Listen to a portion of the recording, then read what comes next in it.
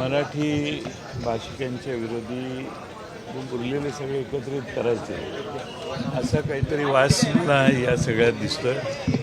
महाराष्ट्रात मराठी माणसांनी स्वतःच्या न्याय हक्कासाठी जर आंदोलन केलं तर त्याच्यावर बंदी करणं, त्यांना अटक करणे हे करायची काहीच गरज नसताना पोलीस का करत आहेत? याचा अर्थ जाणीवपूर्वक मुंबईतले सगळे मराठी एका बाजूला लोटायचे आणि उरलेला सगळा समाज एकत्रित करायचा असा आता नवा प्लॅन मुंबई महापालिकेसाठी दिसतोय. सारखे नेते ही स्पष्ट भूमिका मांडतात की पोलिसांची अशा स्वरूपाची भूमिका ही चुकीची आहे. याचा अर्थ सरकारमधलेच लोक दोन वेगवेगळी मतांतर मांडतायत. त्यात दोन वेगळे पक्ष आहेत. भाजपची वेगळी भूमिका आहे. एकनाथ शिंदे यांना मराठी मतदारांना दुखावून चालणार नाही, त्यांचे मंत्री वेगळी भूमिका मांडत असतील. हे सगळ्या महापालिकेच्या निवडणुकीत काय करायचं, ठाणे, मुंबई, उपनगरातील सगळ्या गोष्टी याच मी उपनगर म्हणतोय, पण मुंबईच्या बाहेरची जी महानगरपालिका आहेत सगळ्या, त्या सगळ्यासाठी एक वेगळी भूमिका इंजिनिअरिंग चालू आहे की कुणाला कुठल्या बाजूला ढकलायचं. सर, बोगस GR ही एक प्रकार मोठा समोर आला महाराष्ट्रामध्ये. एकनाथ शिंदेच्या शेवटच्या कार्यकाळामध्ये बोगस GR काढले गेले आणि त्याच्यामध्ये करोडो रुपयांचा निधी वाटप केला गेला आहे. त्याच्यामध्ये PWD आणि 25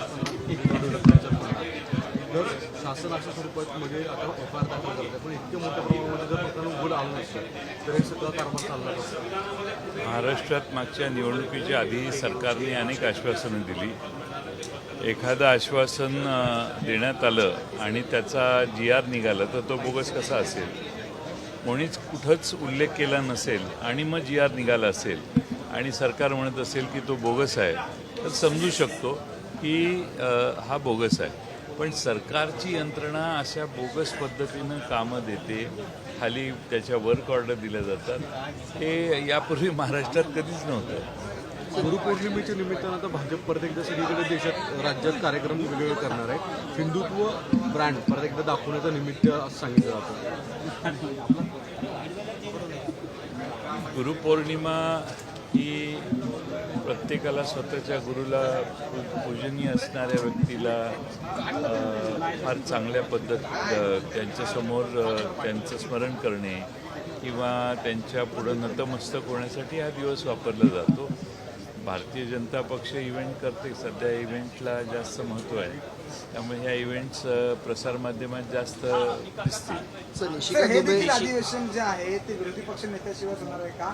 कारण मागच्या देखील अधिवेशनात विरोधी पक्ष नेता निवडला गेला नाही आणि या देखील अधिवेशनात अजून काही कसलीही चर्चा नाही. हे सगळं वेळ काढूपणा मुद्दाम चालू आहे का सरकारचं, काय वाटतं? त्यातला प्रश्नाचा पहिला जो भाग आहे तो विधानसभेचे अध्यक्ष, राज्याचे मुख्यमंत्री यांना विचारा. आणि दुसरा भाग आहे वेळ काढूपणा. सरकारला हे करायचंच नाही आहे, विरोधी पक्षनेता नेमायचंच नाही आहे. आणि सरकारची भूमिका आहे की विरोधी पक्षनेता नसला हे आपलं राज्य मोकळेपणानं आपल्याला करता येईल. सरन्यायाधीश आज येत आहेत, त्यांच्याकडे तुम्ही ही भूमिका मांडणार आहे का? ते आम्ही अजून ठरवलेलं नाही. आता isakal.com आहे देशातील नंबर 1 ची मराठी न्यूज वेबसाईट. प्रत्येक अपडेटसाठी isakal.com ला नक्की भेट द्या.